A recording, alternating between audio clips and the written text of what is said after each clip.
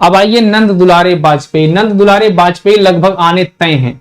नंद दुलारे वाजपेयी लगभग आने तय हैं। तो नंद दुलारे वाजपेयी को कैसे पढ़ोगे मैं आपको समझाता हूं। नंद दुलारे वाजपेयी को पढ़ने के लिए हिंदी साहित्य 20वीं शताब्दी, क्या है, हिंदी साहित्य 20वीं शताब्दी, यानी नंद दुलारे आधुनिक हैं तो सबसे पहले हिंदी साहित्य 20वीं शताब्दी आया।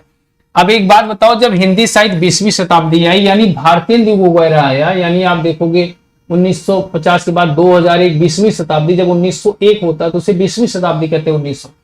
तो जब 20वीं शताब्दी आई तो वहां से आधुनिक साहित्य ने जन्म लिया, और जब आधुनिक साहित्य आया तो आधुनिक साहित्य में नया साहित्य, नए प्रश्न ने जन्म लिया, और नए साहित्य और नए प्रश्न ने मिलकर राष्ट्रभाषा की समस्या बना दी, है ना, क्या बना दी, राष्ट्रभाषा की समस्या बना दी।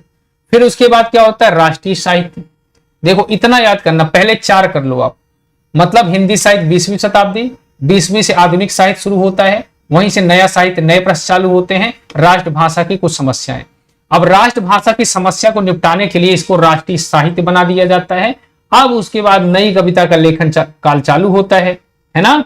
फिर दूसरे में आप देखिए, फिर दूसरे में रस सिद्धांत लिखते हैं। रस सिद्धांत में हिंदी साहित्य का आधुनिक युग लिखते हैं, और आधुनिक साहित्य सृजन और समीक्षा करते हैं, रीति और शैली लिख के खत्म कर देते हैं। फिर से देखिए, हिंदी साहित्य की 20वीं शताब्दी, 20वीं से आधुनिक साहित्य चालू होता है, नया साहित्य, नए प्रश्न आते हैं, राष्ट्रभाषा की समस्या आती है, राष्ट्रीय साहित्य लिखा जाता है, और नई कविता लिख के खत्म।